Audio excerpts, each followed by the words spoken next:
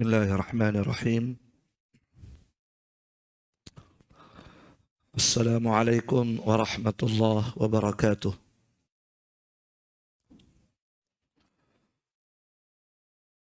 Innal hamdalillah nahmaduhu wa nasta'inuhu wa nastaghfiruh wa na'udzu billahi min shururi anfusina wa min sayyiati a'malina. Man yahdihillahu fala mudilla lahu wa man yudlil fala hadiya lahu. أشهد أن لا إله إلا الله وحده لا شريك له وأشهد أن محمدا عبده ورسوله صلى الله عليه وعلى آله وأصحابه وسلم تسليما كثيرا أما بعد. kaum muslimin wal muslimat rahimani wa rahimakumullah. Alhamdulillah, di malam hari ini kita kembali memuji Allah Subhanahu wa Ta'ala, dan hanya Allah yang pantas untuk kita puji, sebab darinya lah semata segala nikmat yang kita rasakan. Alhamdulillah, termasuk di malam hari ini Allah Subhanahu wa Ta'ala masih memberikan nikmat kepada kita berupa kecintaan terhadap ilmu yang merupakan sumber kebaikan. Dia merupakan sebab bercahayanya hati kita. Sebab ilmu itu adalah cahaya yang akan menerangi hati setiap hamba. Innallaha khalaqa khalqahu fi dhulmatin. Sesungguhnya Allah Subhanahu wa Ta'ala menciptakan hambanya dalam keadaan gelap. Fa'alqa alaihim min nurihi. Kemudian Allah Subhanahu wa Ta'ala melemparkan pada mereka cahayanya. Cahaya yang dimaksud adalah ilmu. Faman asaba min dzalikan nur ihtada. Maka barang siapa yang mendapatkan cahaya itu dari Allah, ilmu itu dari Allah, maka dia telah mendapatkan petunjuk. Tetapi sebaliknya kata Nabi SAW, wa man akhta'a. Dan siapa yang tidak mendapatkan ilmu itu, cahaya itu dari Allah, dhalla. Maka pasti dia akan tersesat. Ya, maka ilmu disebutkan oleh Nabi dalam hadis tadi, dia adalah cahaya. Ya, barakallahu fikum. Alhamdulillah, sekali lagi kita hanya pantas untuk memuji Allah Subhanahu wa Ta'ala yang memberikan nikmat ini kepada kita. Di malam hari ini, insyaallah ta'ala, talabul ilmi kita akan kita lanjutkan ya dengan mengkaji tafsir surah An-Nas dengan membaca keterangan dari Al-Mufassir Asy-Syaikh Abdurrahman bin Nasir As-Sa'di rahimahullah. Pada pertemuan yang lalu kita telah menjelaskan secara global terkait dengan surah An-Nas. Bagaimana penjelasan ulama yang lain terkait dengan surah An-Nas ini. Baik. Kemudian kita akan membaca keterangan Asy-Syaikh Abdurrahman bin Nasir As-Sa'di rahimahullah. Atau sebelum kita baca, saya punya satu pertanyaan. Semoga bisa dijawab. Baik. Pada surah An-Nas, ya, pada surah An-Nas ini Allah Subhanahu wa Ta'ala memerintahkan kita berlindung kepadanya dengan menyebutkan 3 nama Allah. Ya kan? Yang pertama Rabb, Rabbin Nas. Yang kedua Malikin Nas. Yang ketiga Ilah. Jadi kita diperintahkan oleh Allah berlindung kepadanya dengan menyebutkan 3 nama Allah dari kejahatan syaitan, dari kejelekan makhluknya, itu syaitan.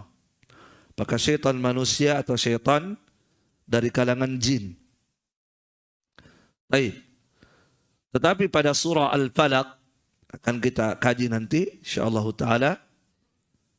Di situ hanya disebutkan 1 nama kan? Qul a'udzu birabbil falaq. Hanya disebutkan 1 nama, Rabb. Padahal juga sama-sama meminta perlindungan dari kejahatan makhluk. Tapi kenapa di surah An-Nas disebutkan 3 nama, di surah Al-Falaq hanya 1? Ada yang bisa memberi jawaban? Saya sudah terangkan di pertemuan yang lalu.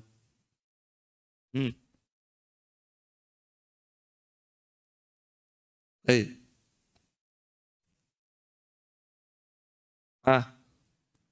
Masya Allah.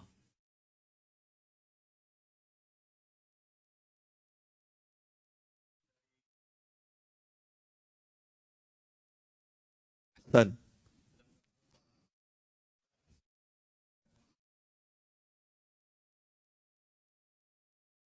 iya, sama-sama kerusakan makhluk.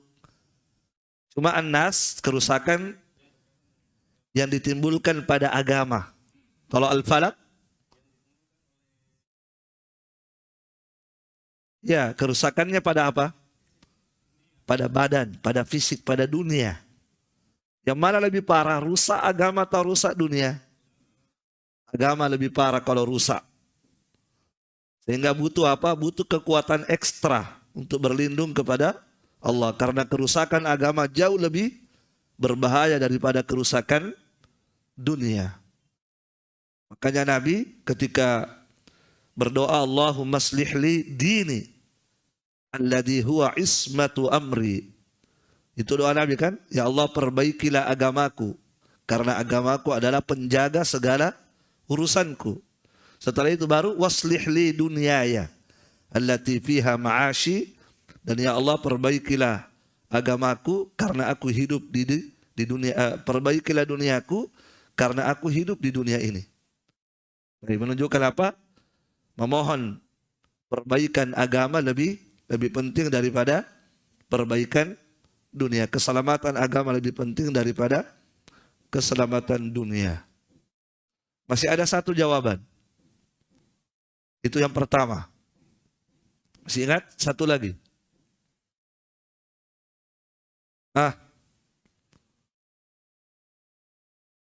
Masih ada 1. Apa itu?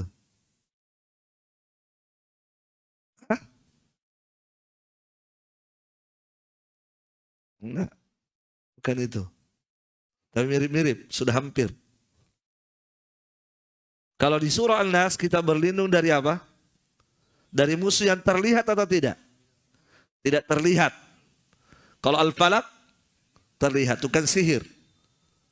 Terlihat kan? Menghadapi musuh yang kelihatan dan yang tidak kelihatan, yang mana lebih berat? Yang tidak kelihatan lebih berat menghadapinya. Ya, apalagi syaitan. Maka kita butuh apa? Kekuatan dari Allah Subhanahu wa taala. Sebab musuhnya tidak terlihat.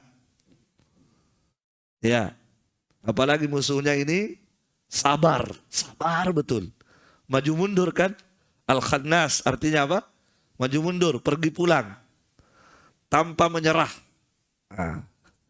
Baik, maka di sini penting bagi kita untuk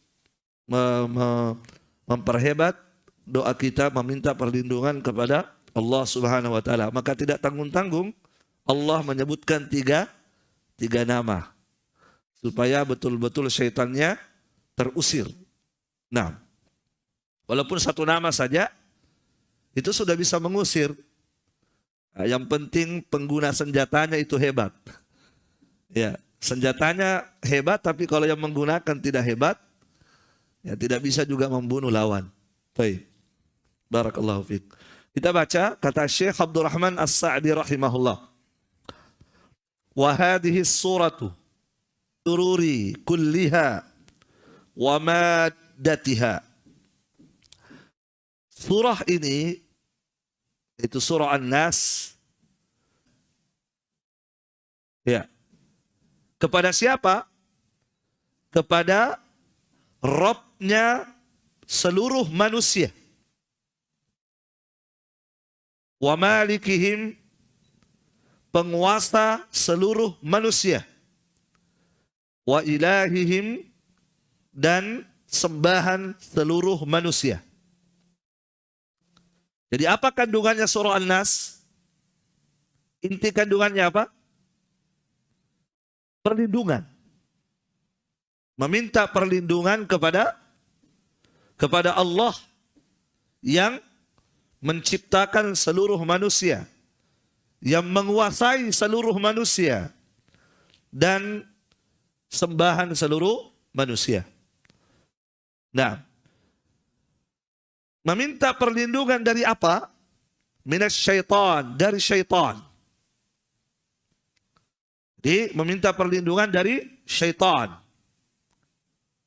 Nah, bukan dari tukang sihir, bukan dari yang lainnya, tapi dari syaitan. Yang mana syaitan ini, dia adalah merupakan sumber kejelekan. Aslus syurur. Syaitan ini adalah apa?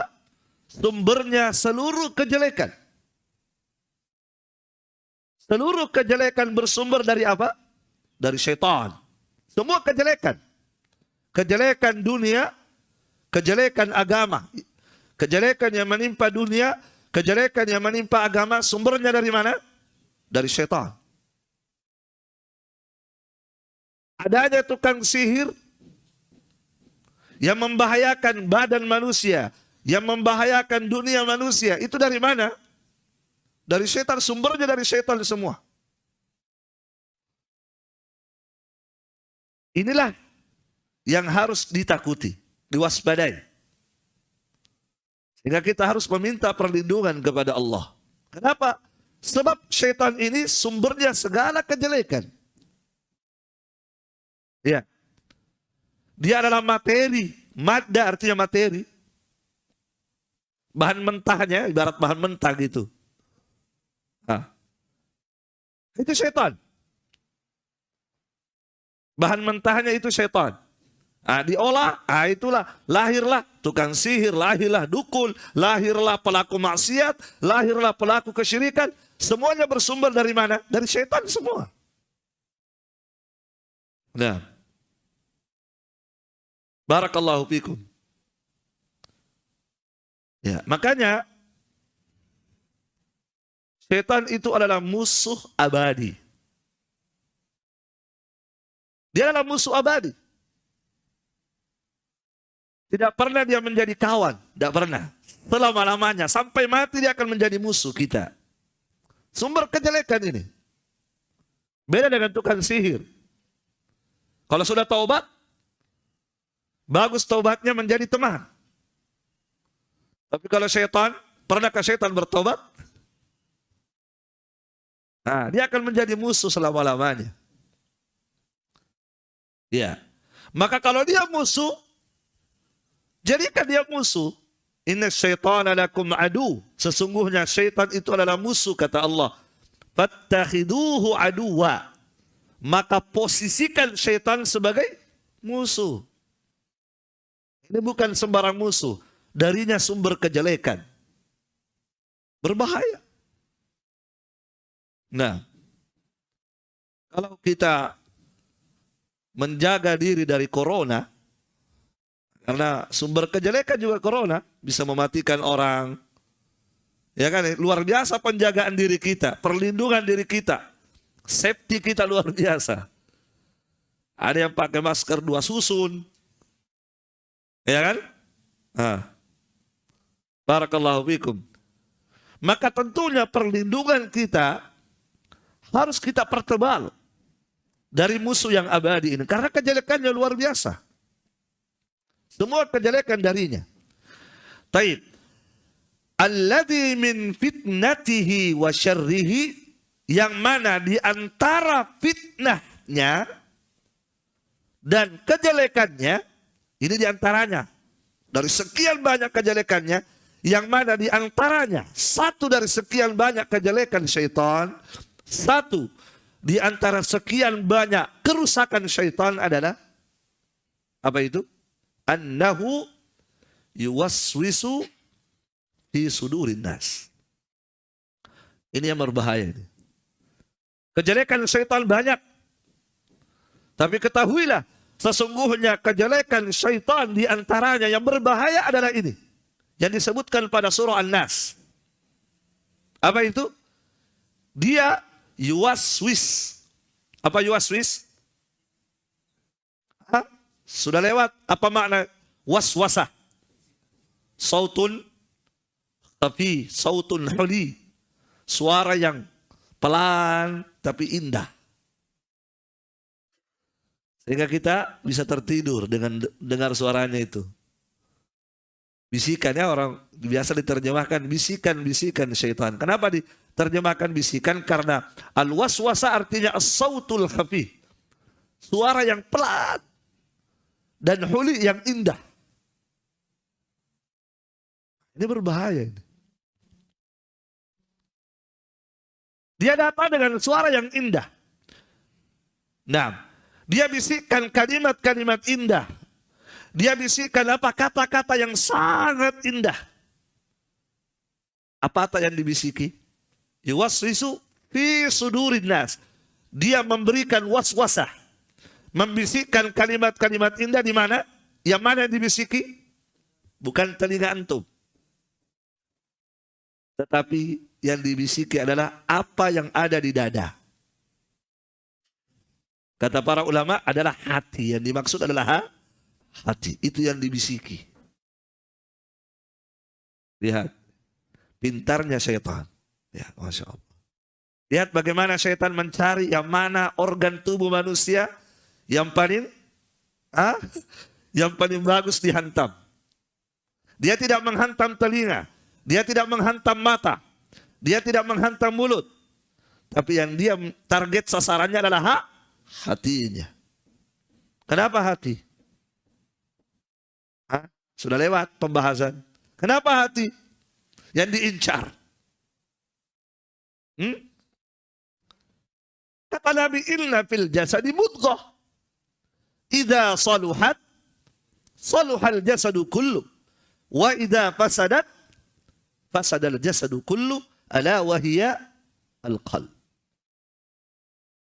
Pada setiap tubuh manusia ada sekerat daging. Kalau daging itu baik, baiklah seluruh anggota tubuh, baiklah mata, baiklah telinga, baik semuanya. Tapi kalau dia rusak, semua akan menjadi rusak. Makanya syaitan itu pintar. Daripada capek-capek, matanya dulu, telinganya dulu. Mending satu. Ini saja, kalau ini sudah rusak, yang lain rusak. Menghemat energi, menghemat tenaga, menghemat waktu. Rusak saja hatinya. Bagaimana cara mereka merusak hati manusia? Itu tadi. Dikasih waswasah. Dibisiki dengan kalimat-kalimat yang indah.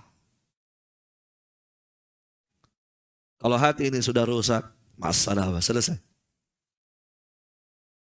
Ya, makanya memperbaiki hati itu lebih penting. Menjaga kesehatan hati lebih penting daripada menjaga kesehatan tubuh.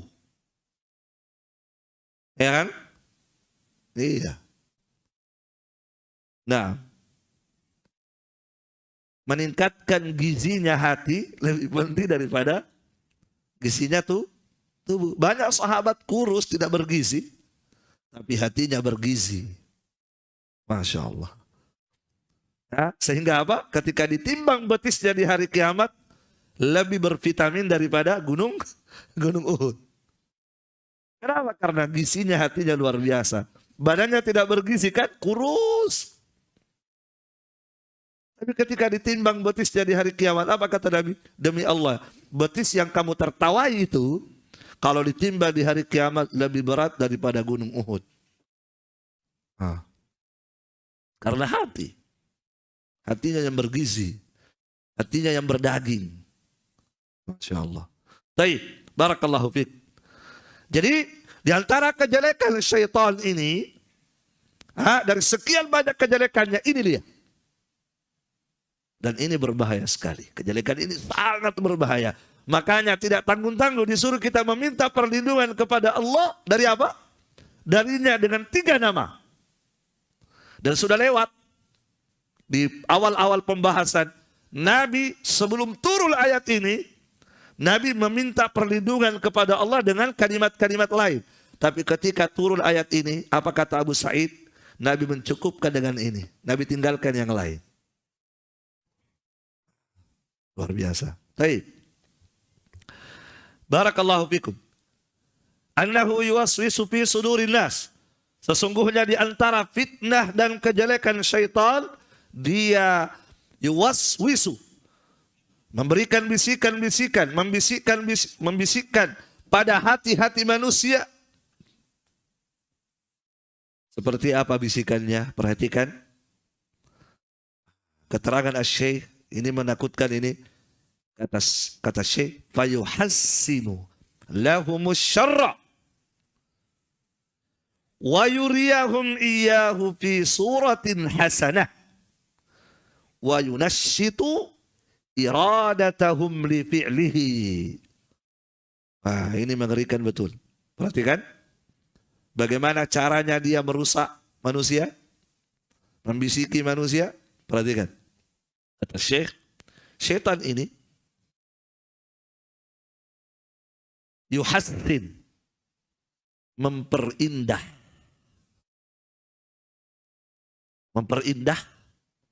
untuk manusia asyarr, kejelekan. Jadi sesuatu yang jelek diapain? Diperindah oleh syaitan. Jelek sekali, tetapi apa? Syaitan itu memperindahnya supaya nampak indah, tidak kelihatan jeleknya. Sesuatu yang merupakan maksiat, dosa, bahkan kesyirikan, najis yang menjijikkan, itu diapain? Dipoles supaya tidak kelihatan najisnya. Sesuatu yang buruk, jelek, tetapi diapain? Diperindah oleh syaitan.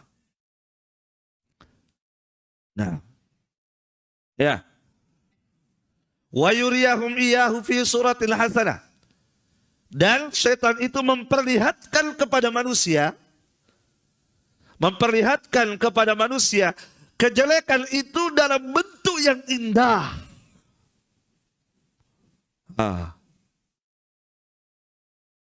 Paham? Coba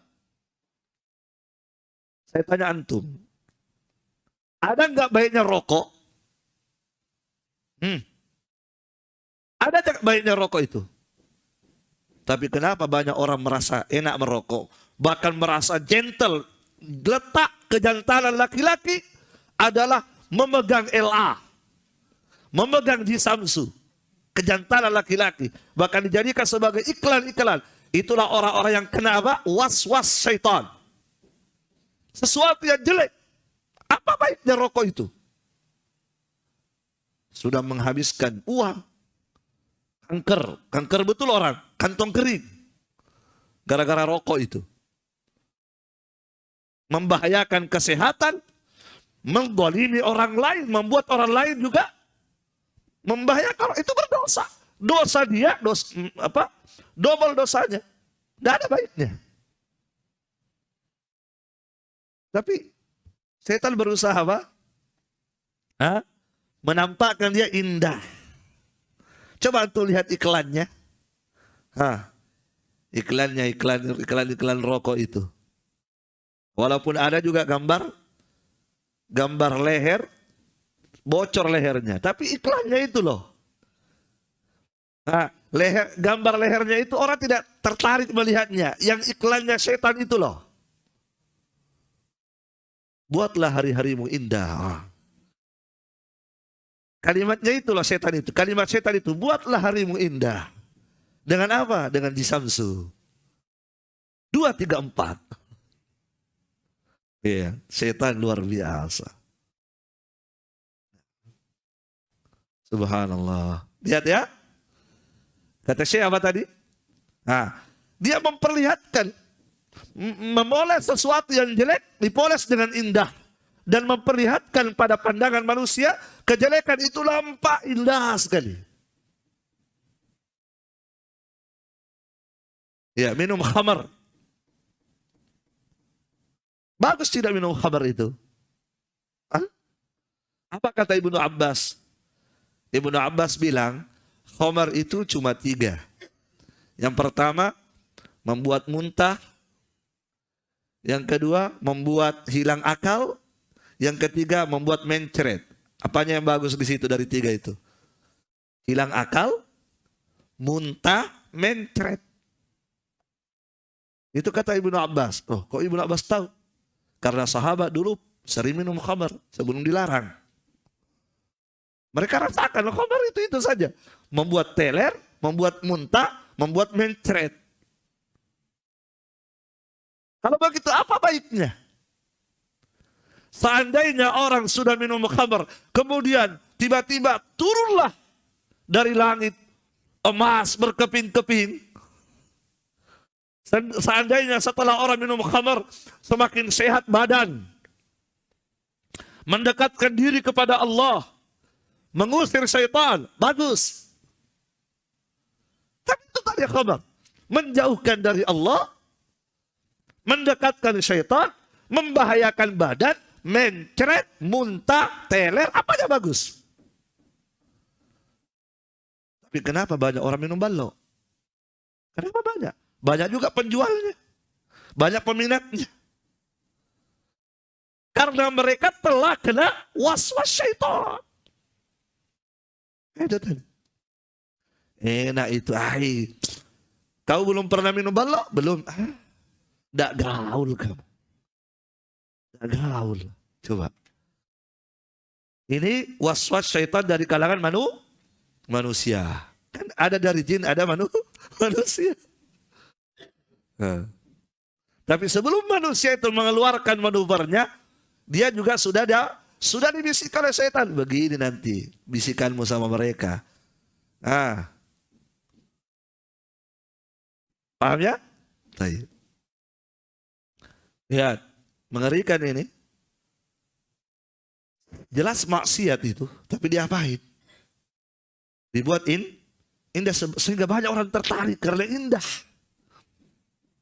Banyak orang tertarik karena indah, tapi ternyata jelek.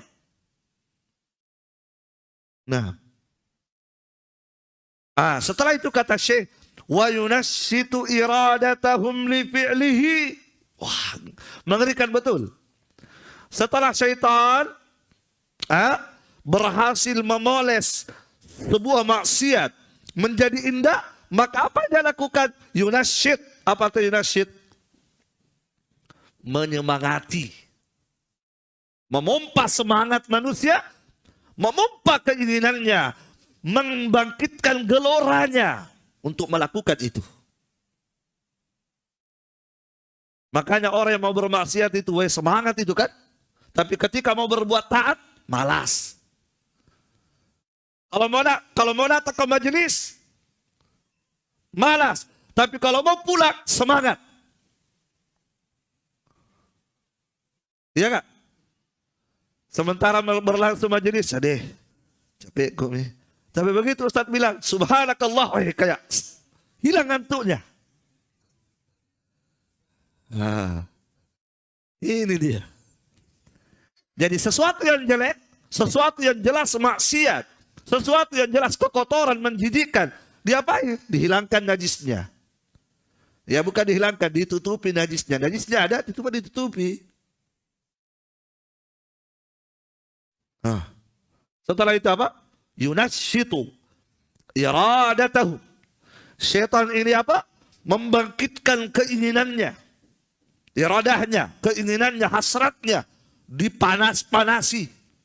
Lakukan, kerjakan. Enak itu, enak.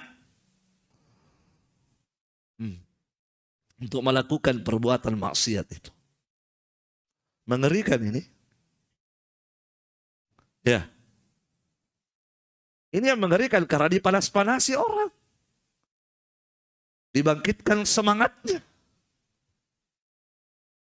Makanya dalam perbuatan maksiat itu orang semangat itu. Coba antum perhatikan. Ketika ada cak dolen-dolen. Subhanallah, na'udzubillahi min dzalik. Orang sanggup berdiri sampai jam 12 malam. Tidak duduk-duduk, tidak ada tempat duduknya, berdiri. Dari maghrib berdiri, matanya tidak berkedip. Tidak makan malam, tidak apa dan seterusnya. Bayangkan, untuk maksiat semangat. Tapi suruh pergi sholat.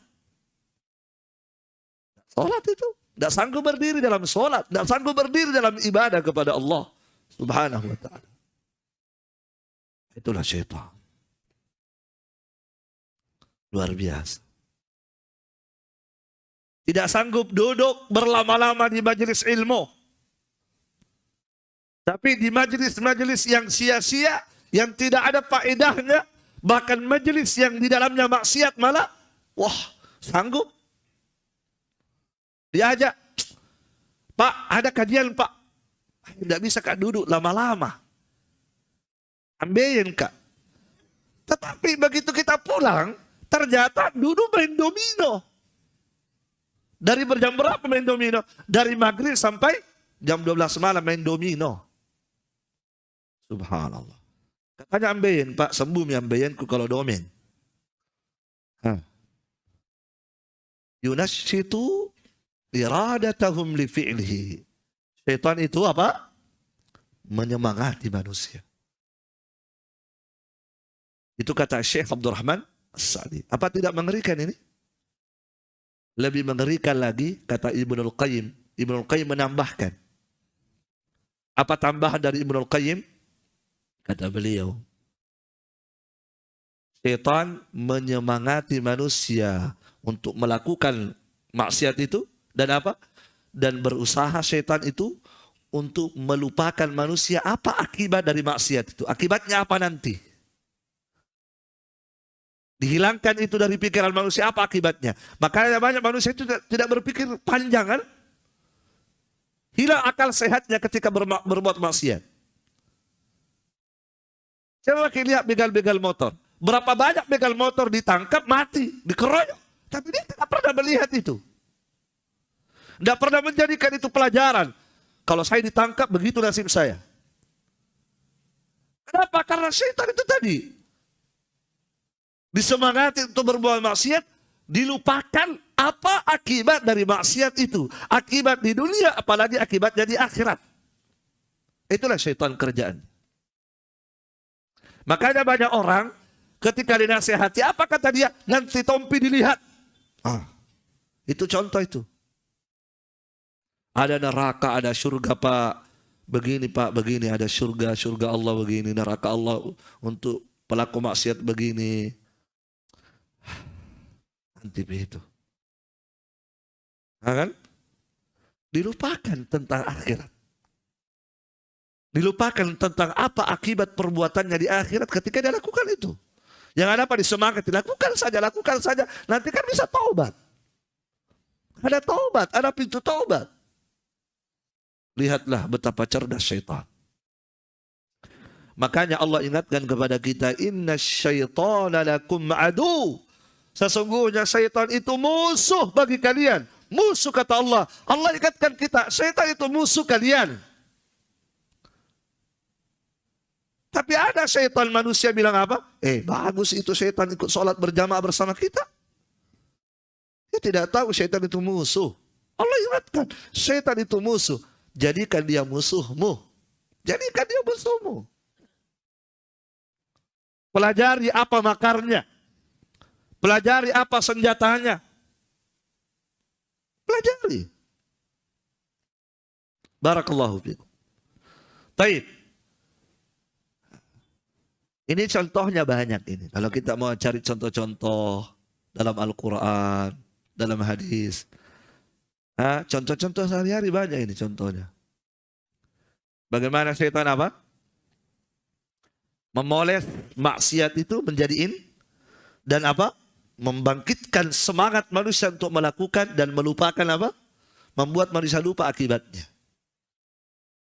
Ada yang bisa memberikan contoh dalam sejarah yang sudah pernah terjadi. Kan sejarah itu kan diceritakan oleh Allah agar kita mengambil pelajaran. Itu loh contohnya. Ada yang bisa memberikan contoh? Banyak contoh yang bisa kita dapatkan di dalam sejarah ya.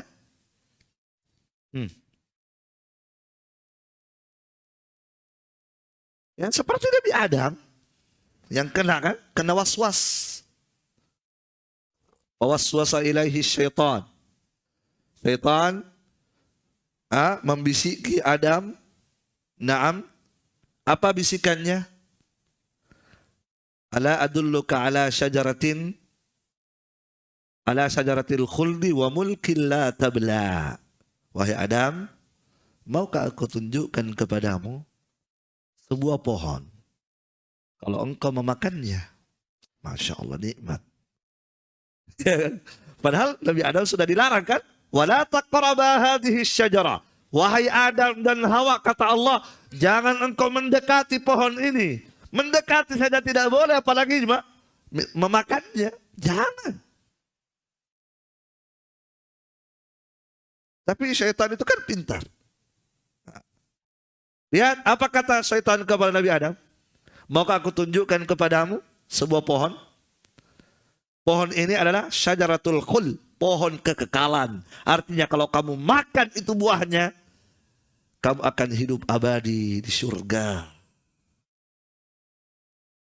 Tidak akan pernah hilang kenikmatanmu di surga. Abadi, kekal abadi kamu di dalamnya.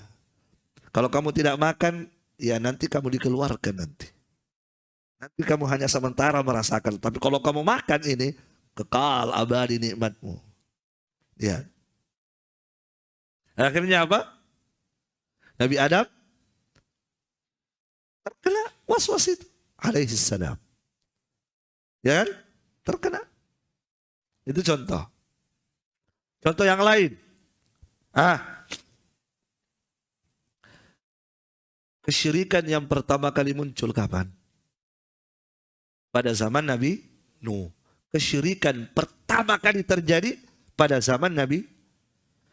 Kenapa bisa terjadi? Lewat mana kesyirikan itu muncul? Lewat patung orang-orang soleh. Apa yang dilakukan oleh syaitan saat itu? Ketika orang-orang soleh ini meninggal, datanglah syaitan. Luar biasa. Kata Ibnu Abbas apa? Auhash syaitanu ila qaumihim an ansibu ila majalisihim allatina kanu yajlisuna ansabahum. Syaitan apa? Kata Ibnu Abbas, auha. Apa artinya auha? Mewahyukan, memberi wahyu, memberi bisikan. Kepada siapa? Kepada kaumnya, orang soleh itu. Apa bisikan syaitan? Begini, kalian, saya lihat kalian ini setelah meninggal mereka lemas, loyo, tidak semangat. Kan begitu ya memang. Ketika meninggal itu siapa? Wat, Suwa, Yaguth, Ya'uq, Nasr. 5 orang soleh. Namanya siapa? Wat dan Suwa'an, Yaguth, wa Ya'uq, wa Nasr. 5 orang soleh. Meninggal. Setelah mereka meninggal, ya namanya kehilangan orang soleh membuat kita apa? Futur. Membuat kita kurang hilang semangat. Disitulah syaitan memanfaatkan mereka. Apa kata syaitan? Mau kalian semangat ibadah? Mau kalian semangat lagi? Buatkan patungnya. Buatkan apa? Buatlah patungnya. Kemudian apa? Simpanlah patung mereka di tempat-tempat di tempat-tempat ibadah mereka. Supaya apa? Tujuannya apa itu patung? Untuk disembah? Tidak, setan bilang. Jangan sembah ya, syirik itu. Pintar dia. Buat patungnya untuk apa patung itu dibuat? Untuk mengenang. Sebagai kenang-kenangan. Untuk mengenang mereka. Sehingga ketika dilihat patung mereka, maka Masya Allah, bangkitlah semangat ibadah itu. Kalau dalam Islam, untuk mengenang mereka, dengan membaca sejarahnya kan, bagaimana sejarah hidupnya, bangkitlah semangat kita. Nah, kalau setan apa? Buat patungnya. Supaya apa? Supaya ketika dilihat itu, dan buat patungnya beri nama dengan namanya. Ini Wat, ini Suwa, ini Yagus, Yauk, Nasr. Untuk membangkitkan semangat. Akhirnya apa? Mereka lakukan. Mereka lakukan itu. Kena. Kata Ibnu Abbas, falamma halaka ulaika, maka tatkala mereka-mereka yang membuat patung orang soleh tadi meninggal, kemudian datang generasi setelahnya, wa nusikhal ilm, dan telah dilupakan, kata Ibnu Abbas, apa maksud dan tujuan patung orang soleh dibuat. Apa? Tidak tahu mereka sudah apa maksudnya. Datanglah setan lagi ke anak cucunya. Kamu tahu enggak? Patung itu disimpan di tempat ibadah itu untuk apa? Nenek moyangmu menyembah itu. Bernadar di situ. Beristighosa di situ. Makanya mereka kaya-kaya. Ibadahi dia. Kalau kau ingin seperti nenek moyangmu. Kata Ibnu Abbas, maka fa'abaduhum, maka mereka pun ibadahi patung orang soleh itu. Itulah awal kesyirikan terjadi. Subhanallah. Lihatlah bagaimana waswasah minasyaitan. Itu contoh ya. Contoh. Jadi sesuatu yang jelek dibuat apa? Dibuat indah. Ya, antum baca kitab apa itu? Ushulus Sittah ya. Karya Syekh Muhammad bin Abdul Wahab. Di asal yang pertama ya, ikhlasuddinillahi subhanahu wa ta'ala wa bayanu liddihi alladhi wa syirku billah. Yaitu mengikhlaskan ibadah hanya kepada Allah dan lawannya jangan berbuat kesyirikan. Itu jelas dalam Al-Quran, dilarang kita berbuat kesyirikan. Tidak boleh kan? Itu dosa, itu maksiat, itu najis. Tapi syaitan pintar. Apa kata Syekh Muhammad bin Abdul Wahab? Adhara lahumus syaitanu al-ikhlasa fi surati tanaqqusis salihin wa adhara lahumus syirka billahi fi surati mahabbati as-salihin wattiba'ihim. Untuk membuat manusia jatuh dalam kesyirikan. Dan umumnya kesyirikan itu banyak terjadi dari pintu orang-orang soleh, gulu terhadap orang-orang soleh. Maka apa yang dibisikkan oleh syaitan, kata Syekh Muhammad bin Abdul Wahab, syaitan menampakkan pada manusia kesyirikan itu sebagai bentuk cinta kepada orang soleh. Coba. Luar biasa. Itu bisikan syaitan. Kesyirikan yang mereka lakukan jelas kesyirikan. Tapi ketika dibantah, apa kata mereka? Kamu tidak cinta orang soleh. Ini wujud kecintaan kita kepada orang soleh. Coba lihat. Luar biasa. Coba antum tanya mereka. Yang sering mendatangi ziarah kuburan-kuburan yang dianggap soleh. Padahal belum tentu soleh. Betapa banyak kuburan-kuburan yang tidak jelas. Kuburan kucing malah. Iya betul itu, saya tidak main-main. Di kampung saya, itu kucing mati dianggap orang soleh. Subhanallah. Orang-orang yang mengkultuskan kuburan orang soleh, ya kan, dikultuskan, diapain, disembahlah, diapailah orang solehnya itu. Itu kalau benar soleh ya. Sampai ketika datang ke kuburan orang soleh, ada cara-caranya kan? Luar biasa itu. Ya, bagaimana maju ke kuburan, bagaimana cara mundurnya. Tidak boleh langsung berdiri, mundur-mundur dulu. Luar biasa. Tidak boleh berisik, tidak boleh bicara. Ada orang soleh di sini. Tapi kalau di masjid, kalau di masjid, ketika merayakan maulid, bertengkar gara-gara sebutir telur. Di masjid tidak takut bersuara, tidak takut mengangkat suara, hanya memperebutkan telur. Tapi kalau di dekat kuburan orang soleh, tidak boleh bersuara. Kalau bersuara, anakmu nanti begini, kamu akan begini. Itu sudah syirik. Syirik itu, keyakinan semacam itu.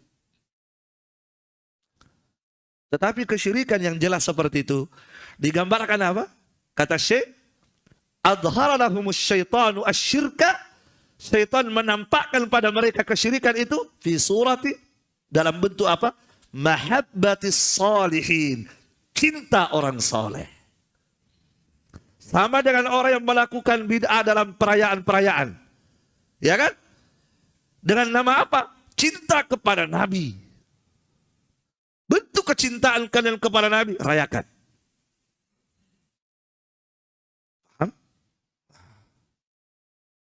Jadi ini contoh-contoh ya. Banyak contoh, silakan antum cari dalam Al-Quran. Contoh-contoh bagaimana syaitan itu memoles suatu maksiat dalam bentuk apa? Dalam bentuk kebaikan. Dan apa? Menyemangati manusia untuk melakukan kejelekan itu. Nah, sudah azan? Azan dulu, baru kita lanjutkan sedikit.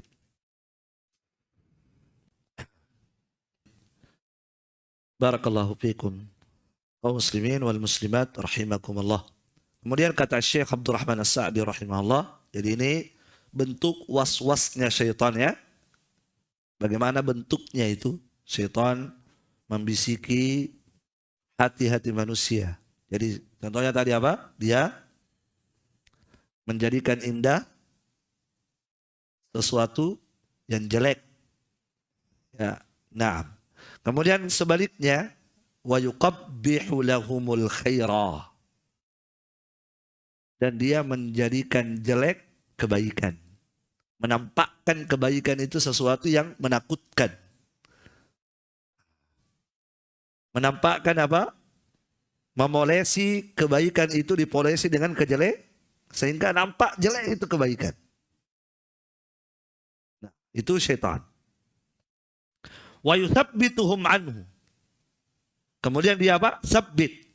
Membuat berat. Membuat manusia, menjadikan manusia berat untuk melakukan apa? Kejelekan itu. Sebaliknya tadi, kalau maksiat dibuat semangat. Kalau kejelekan dibuat, kalau kebaikan dibuat berat. Kalau maksiat dibuat semangat. Mengerikan ini. Nah, wa yuriyahum iyyahu fi suratin ghairi suratihi. Dan dia memperlihatkan ya kepada manusia kejelekan itu dalam bentuk kebaikan. Ini bahaya juga ini. Sesuatu yang baik, jelas baik. Tapi diapain? Dijadikan apa? Dijadikan jelek. Dibuat menyeramkan itu kebaikan. Bahaya itu kalau jenggok-jenggok. Kamu pengajian di mana? Saya pengajian di As-Sunnah. Oh ya, As-Sunnah. Wah, bahaya As-Sunnah itu. Kan? Sesuatu yang baik. Iya. Kalau ada pengajian, wa kullu bid'atin dhalalah. Wah, bahaya itu. Padahal itulah yang baik. Kenapa? Karena memperingatkan manusia dari bid'ah. Dan itu peringatan Nabi itu. Wa kullu bid'atin dhalalah, itu kata Nabi. Semua bid'ah sesat. Kenapa Nabi sebutkan begitu? Supaya manusia tidak jatuh dalam bid'ah. Tapi ada setan bilang apa? Setan manusia dan setan jin. Kalau ada pengajiannya, di setiap pengajian kullu bid'atin dhalalah, maka hati-hati. Dan itu ada yang seperti itu, ada. Bahkan di khutbah Jumat sampaikan begitu. Pak, Bu, hati-hati Bu, kalau ada penceramah, di setiap ceramah di awalnya kullu bid'atin dhalalah, bahaya itu. Berarti bahayalah Nabi. Karena Nabi di setiap Jumat membaca itu khutbah kullu bid'atin dhalalah. Nabi baca itu. Bahayalah Nabi. Tetapi yang anehnya, orang yang berkata seperti itu, dia juga kalau pengajian baca itu. Iya, baca itu. Mereka kalau pengajian juga baca itu juga. Tapi mereka lakukan. Innal hamdalillahi nahmaduhu wa nasta'inuhu wa mereka lakukan. Ketika mereka kaji Sahih Bukhari juga. Sahih Muslim, Riyadhus Shalihin. Cuma kalau pendahuluannya mereka iramakan itu innal hamdalillahi nahmaduhu. Mereka baca juga fa inna asdaqal hadisi kitabullah wa khairal hadi hadi Muhammad wa syarrul umuri muhdatsatuha fa inna kulla muhdatsatin bid'ah. Nah, baca juga itu. Dia tidak sadar sudah membahayakan dirinya sendiri. Nah, barakallahu fikum. Baik. Jadi itulah kerjaan setan ya. Suatu kebaikan dia dinampakkan menyeramkan, menakutkan, menyulitkan. Dan kemudian apa? Membuat orang apa? Malas, membuat orang berat melakukan. Lihatlah dalam Al-Qur'an. Disebutkan dalam Al-Qur'an contoh ya. Contoh dalam Al-Qur'an. Apa kata Allah dalam Al-Qur'an? Asy-syaitanu ya'idukumul faqra wa ya'murukum bil fahsya. Di antara kebaikan itu adalah berinfak. Betul ya? Bahkan berinfak itu kebaikan besar. Bersedekah itu kebaikan besar. Tapi banyak orang sulit berinfak. Ya? Bahkan disebutkan dalam Al-Quran apa? Wailul likulli humazatin lumazah. Celakalah kata Allah. Celakalah lembah neraka untuknya. Siapa? Al-humaza wal lumaza. Siapa mereka al-humaza wal lumaza? Itu ada tafsirnya. Di antara yang celaka itu adalah alladzi jama'a malan wa addadah. Celaka orang itu kata Allah. Lembah neraka untuknya. Yaitu orang yang kerjaannya hanya mengumpul harta. Dan setelah berkumpul dihitung-hitung terus. Dihitung, takut kurang. Dikumpul-kumpul, terus setiap hari dihitung. Bukan lagi setiap hari, setiap saat dihitung. Kurang lagi nih, kemana lagi nih? Takut kurang, takut dia infakkan hartanya. Kerjanya hanya mengumpul dan tidak mau berinfak. Kenapa? Takut. Banyak orang semacam itu. Banyak. Makanya berbahagialah orang-orang yang diberikan apa? Diberikan sifat dermawan oleh Allah Subhanahu wa taala. Itu bukan kebetulan, itu anugerah besar dari Allah Subhanahu wa taala. Bukan kalau mengatakan wa man yuqa syuhha nafsihi faulaika humul muflihun. Barang siapa yang dibebaskan oleh Allah dari sifat pelit, apa kata Allah? Maka mereka itulah orang-orang yang sejatinya mendapatkan keberuntungan dari Allah Subhanahu wa taala. Dan terbebas dari sifat pelit ini berat. Sulit. Kenapa sulit? Lihatlah syaitan ini. Lihat. Inilah waswas syaitan. Apa kata Allah? Asy-syaitanu ya'idukumul faqra. Syaitan itu menakut-nakuti kalian dengan kekurangan. Wa ya'murukum bil fahsya. Dan dia selalu memerintahkan kepada kalian untuk kikir. Al-fahsya di sini maknanya al-bukhul, kikir. Nah, inilah waswas syaitan pada orang yang mau berinfak. Coba. Apa kata Allah? Syaitan menakut-nakuti manusia dengan apa? Dengan kekurangan itu tadi. Ketika kita mau berinfak, coba. Mau mengeluarkan infak. Tiba-tiba apa? Tiba-tiba apa? Muncul apa? Apa yang muncul biasanya? Tiba-tiba muncul itu cicilan. Betul tidak? Muncul cicilan, muncul pembayaran listrik, muncul pembayaran air, apalagi yang muncul? Muncul pembayaran anak PP anak sekolah kita, apalagi? Muncul, banyak muncul. Akhirnya apa? Tidak jadilah kita berinfak. Itulah waswas syaitan. Menakut-nakuti manusia dengan kekurangan. Kalau kamu infakkan itu, apa namakan anakmu? Apa kamu pakai bayar cicilan? Apa ini, apa ini? Nah, itu diantara waswas syaitan. Ada waswas syaitan zaman now. Apa itu? Ini juga ditakut-takuti manusia dengan kekurangan. Dengan kemiskinan.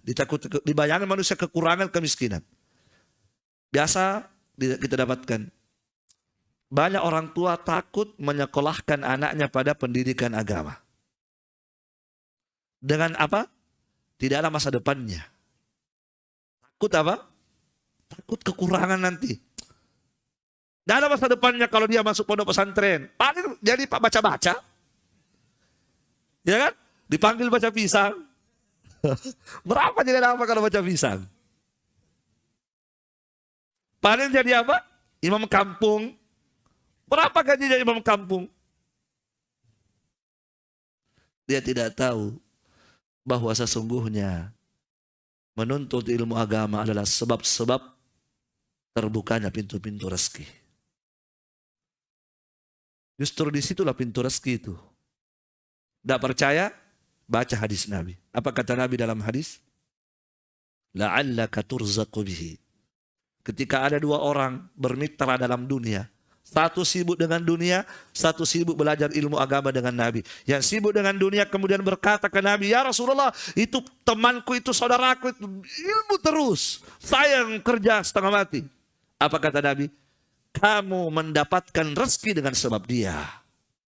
Usahamu lancar dengan sebab temanmu, saudaramu yang menuntut ilmu. Kamu biayai dia, rezekimu lancar. Itu hadis Nabi itu. Ya, saya selalu ingat itu ucapan Syekh Abdullah Al-Mar'i ketika daurah di Jogja. Apa kata beliau?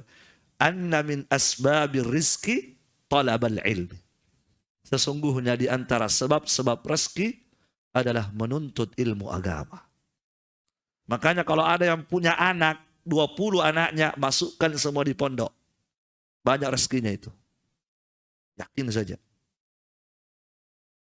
Intan surullaha yansurkum, kata Allah. Jika engkau menolong agama Allah. Jika engkau menolong, ini ayat ini. Jika engkau menolong agama Allah, pasti Allah akan menolong. Itu janji Allah itu. Pernah gak Allah mengingkari janji? Tidak pernah. Apa janji Allah? Janjinya Allah, jika kalian menolong agama Allah, maka pasti Allah akan menolongmu. Di antara bentuk pertolongan kita terhadap agama Allah adalah mengirim anak-anak kita belajar ilmu agama supaya mereka pulang memperjuangkan agama Allah Subhanahu wa taala. Itulah bentuk menolong agama Allah, maka pasti Allah akan memberikan pertolongan kepadamu. Banyak contoh-contoh ya ikhwas sekalian, banyak contoh. Ada orang ketika mau hijrah. Hijrah kan amalan luar biasa kan. Alaikum bil hijrah, kata Nabi. Hendaklah kalian hijrah.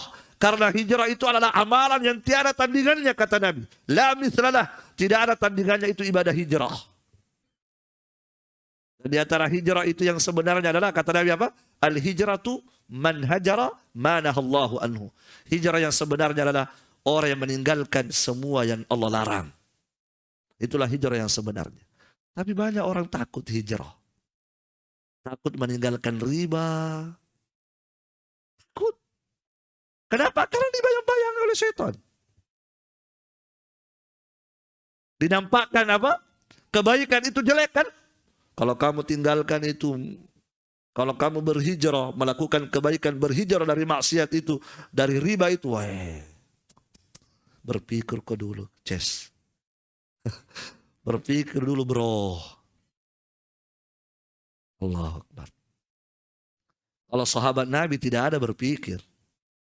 Antum baca itu, bagaimana hijrahnya sahabat Nabi. Pernah antum baca kisahnya Suhaib bin Sinan Ar-Rumi? Sahabat dari Roma. Sahabat Nabi tinggal dari Roma, cari kerja di Makkah. Di Makkah lah dapat hidayah. Kerja jadi apa? Tukang pedang, jadi kaya raya di Makkah. Ketika mau hijrah bersama Nabi, kata orang Quraisy, enak saja mau hijrah. Kamu tidak boleh bawa hartamu. Kamu harus tinggalkan semua hartamu untuk kami. Baru kami biarkan pergi kamu. Apa kata Suhaib? Ambil saja semua. Yang penting saya hijrah. Luar biasa kan?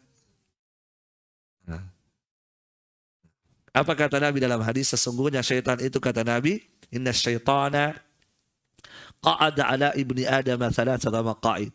Sesungguhnya syaitan itu menghalangi manusia dengan 3.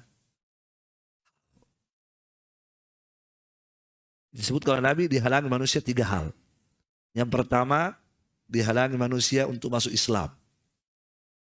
Yang kedua, dihalangi manusia untuk hijrah. Yang ketiga, dihalangi manusia untuk berjihad. Syaitan menghalangi manusia untuk apa? Masuk Islam. Yang kedua, hijrah. Yang ketiga, jihad. Bagaimana cara menghalanginya? Syaitan itu tidak mengatakan jangan pergi jihad. Itu kasar. Kalimatnya kasar. Ya, tapi syaitan apa kata Nabi dalam hadis?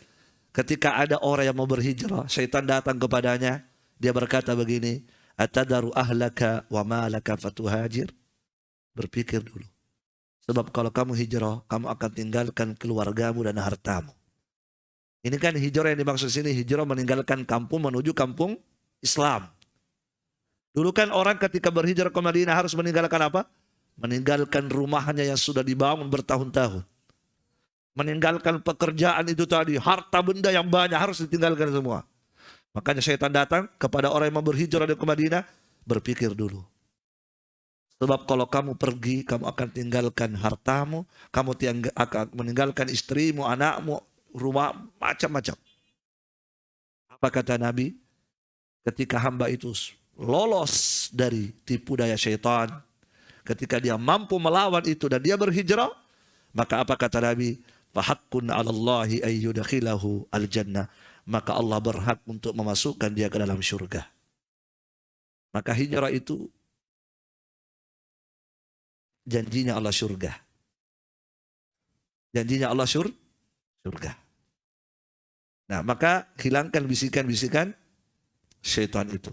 Takut kehilangan harta, takut kehilangan rezeki, siapa bilang? Allah sebutkan dalam Al-Quran. Man yuhajir fi sabilillah. Siapa yang berhijrah karena Allah. Yang penting karena Allah hijrahnya, bukan karena ikut-ikutan, bukan karena terpaksa, bukan karena malu, tapi karena Allah. Apa kata Allah? Yajidu fihi yajidu fil ardi muragaman katsiran wasa'ah. Maka dia pasti akan mendapati di bumi Allah ini tempat yang luas dan rezeki yang lapang. Allah akan memberikan kepadanya rezeki yang lapang. Memang hari ini kehilangan, tapi 2 tahun berikutnya kembali dengan yang lebih baik. Man taraka syai'an lillahi awadahullahu khairan minhu. Siapa yang meninggalkan suatu maksiat karena Allah, maka Allah akan menggantikan yang lebih baik. Baik. Kemudian kita selesaikan ini sedikit lagi. Jadi itulah waswas syaitan tadi ya. Jadi dia menampakkan kebaikan itu jelek dan dia berusaha apa? Membuat orang malas. Nah, tadi kalau mau ke majelis ilmu malas. Ya kan? Nah, tapi kalau urusan maksiat semangatnya luar biasa. Kalau acara-acara acara bola, dia sop pertama. Acara apa lagi? Yuwas wisu, wa yakhnas. Dia membisikkan sesuatu wa yakhnas, tapi kadang mundur. Ayata'akharu idza dzakara al-'abdu rabbahu wasta'ana bihi 'ala naf'ihi. Jadi syaitan itu selalu begitu, tidak berhenti dia. Begitu melihat si fulan ini lengah, dibisiki. Ya kan? Tapi kadang dia mundur. Ya ta'akhir. Makanya disebut al-khannas. Al-khannas artinya apa? Maju mundur. Kapan dia maju? Ketika hamba lalai. Kapan setan mundur? Ketika hamba itu berzikir, ingat kepada Allah Subhanahu wa taala. Dan antara yang membaca ini. Makanya saya bilang setan itu sabar. Sabar itu setan. Kenapa kita tidak bisa sabar? Sabarnya setan di atas jalan kesesatan, mestinya kita yang berada di atas jalan hak harus lebih sabar. Lihatlah bagaimana sabarnya setan. Maju, mundur. Maju, mundur. Pantang menyerah. Itu setan. Ya. Ya ta'akharu. Kapan dia mundur? Idza dzakara al-'abdu rabbahu. Ketika hamba itu berzikir. Maka dia mundur. Tak sanggup dia. Ya, makanya kan kita diajari banyak berzikir kan?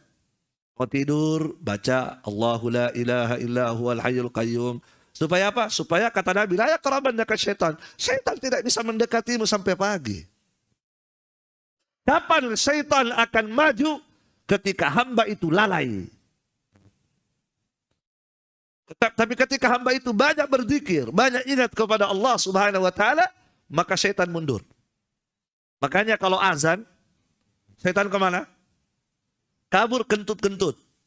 Dalam hadis kan, ketika azan, dengar azan, setan kemana? Keluar dari masjid, kabur. Tapi apakah dia tidak kembali lagi? Kembali lagi. Kapan dia kembali? Setelah selesai azan, datang lagi dia. Ganggu orang yang sholat sunnah. Begitu qomat, keluar lagi. Setelah selesai qomat, masuk lagi, mencari sop yang ada celahnya, masuklah dia di situ, mengganggu pikiran manusia ketika sholat. Diingatkanlah dengan dunia, diingat yang sebelumnya tidak pernah teringat, ketika sholat teringat. Itulah syaitan, luar biasa. Makanya menakutkan ini, sudah tidak terlihat, begini pula dia. Was-wasnya luar biasa. Nah, kemudian kata beliau, maka kalau demikian, fayam bagi lahu, maka seharusnya bagi manusia ayasta'ina, untuk senantiasa meminta pertolongan. Karena ini musuh, bukan sembarang musuh ini. Maka seharusnya bagi manusia itu untuk senantiasa meminta pertolongan kepada Allah. Wa yasta'idha, meminta perlindungan. Wa ya'tasima, meminta penjagaan. Birububiyatillahi linnasi kullihim, dengan menyebutkan rububiyah Allah terhadap manusia seluruhnya. Wa annal khalqa kullahum dakhiluna tahta rububiyyati wal mulki fa kullu dabbatin huwa akhidun binasiyatiha. Karena sesungguhnya seluruh makhluk, termasuk syaitan, termasuk jin, seluruhnya masuk di bawah kekuasaan Allah. Makanya kita apa? Kita berlindung kepada yang menguasai. Kan enak ya? Ya. Jangan berlindung kepada selain yang menguasai. Berlindunglah. Karena syaitan berbahaya seperti ini. Dia maju mundur. Dia luar biasa. Maka kata beliau, sepantasnya, seharusnya manusia itu meminta tolong kepada Allah. Jangan mengandalkan kemampuanmu. Jangan mengandalkan kehebatanmu. Kita lemah. Seharusnya kata beliau, minta tolonglah kepada Allah. Ini musuh berbahaya. Jangan pede. Jangan merasa sok. Saya kuat. Enggak, kita lemah. Musuh kuat. Maka minta tolonglah kepada Allah. Mintalah perlindungan kepada Allah. mintalah penjagaan dari Allah Subhanahu wa taala. Kenapa? Sebab kata beliau, seluruh makhluk termasuk jin, termasuk tukang santet, termasuk tukang sihir, semuanya kata beliau adalah ciptaan Allah dan semuanya dibawa kekuasaan Allah Subhanahu wa taala. Semua manusia dikuasai oleh Allah, jin dikuasai oleh Allah Subhanahu wa taala. Maka kalau begitu mintalah pertolongan dan perlindungan kepada yang menguasai. Jangan justru lari kepada dukun. Ya, minta kepada yang menguasai mereka. Nah, fa kullu da'batil akhidun binasiyatiha. Karena sesungguhnya seluruh makhluk yang melata, yang hidup di bumi Allah ini, semuanya ubun-ubunnya dipegang oleh Allah. Dipegang oleh Allah. Mau kemana kamu? Mau menggoda manusia? Tidak boleh. Dipegang ubun-ubunnya oleh Allah. Dia hambaku. Saya sudah jaga dia. Dia sudah baca zikir ini. Tidak boleh kamu dia. Semua manusia, semua makhluk dipegang ubun-ubunnya oleh Allah Subhanahu wa taala. Maka berlindunglah kepada Allah Subhanahu wa taala. Taib. Demikian pula berlindunglah kepada Allah yang merupakan bi'luhiyatihi, dengan uluhiyah Allah Subhanahu wa taala, yang mana Allah menciptakan manusia li ajliha, untuk itu, yaitu untuk beribadah hanya kepada Allah Subhanahu wa taala. Fala tatimmu lahum, maka tidaklah sempurna ibadah mereka, artinya mereka tidak bisa menyempurnakan ibadah mereka kepada Allah illa bidaf'i syarri aduhim, kecuali dengan apa? Dengan sebab Allah sudah menolak kejelekan musuh, baru bisa kita sempurna ibadah. Tidak akan bisa kita leluasa beribadah, sempurna dalam beribadah, kecuali setelah apa? Setelah Allah menolak kejelekan musuh kita. Alladzi yuridu, yang mana musuh kita ini keinginannya apa? Selalu ayyaqtati'ahum anha. Selalu keinginannya untuk menghentikan manusia dari ibadah. Wa yahulu bainahum wa bainaha, dan menghalangi mereka dari beribadah kepada Allah Subhanahu wa taala. Wa yuridu ayyaj'alahum, keinginannya adalah dia ingin menjadikan seluruh manusia min hizbihi, dari golongannya, liyakunu min ashabis sa'ir, agar supaya mereka seluruhnya sama-sama dengan mereka masuk ke dalam neraka sa'ir. Wal waswas, dan waswas itu kata Syekh, kama yakunu minal jinni yakunu minal insi. Waswas itu tadi, itu sebagaimana dia bisa berasal dari jin, dia juga bisa berasal dari manusia. Walihada qala, oleh karena itu Allah berfirman, minal jinnati wan nas. Waswas dari kalangan jin dan manusia. Jadi kadang waswas itu dari jin, kadang waswas itu dari manusia. Makanya jangan cari teman setan. Jangan cari teman setan. Dilarang kita dalam agama kan? Cari teman soleh. Kenapa? Karena itulah nanti yang memberikan waswas, bisikan-bisikan kepada kita, sehingga kita memandang sesuatu yang jelek menjadi baik, yang baik menjadi jelek. Hindari teman-teman syaitan itu tadi. Ya, sebab ada syaitan dari kalangan jin, ada syaitan dari kalangan manusia. Ustadz, yang mana itu syaitan dari kalangan manusia? Bukan di saya. Syaitan itu sifat. Syaitan itu sifat. Semua yang keluar dari ketaatan kepada Allah itu syaitan. Paham? Kullu ma kharaja an ta'atillah. Semua yang keluar dari jalur agama, jalur ketaatan kepada Allah, maka dia memiliki sifat-sifat syaitan. Nah, maka orang yang menghalangi manusia dari sunnah, itulah syaitan. Itu jelas.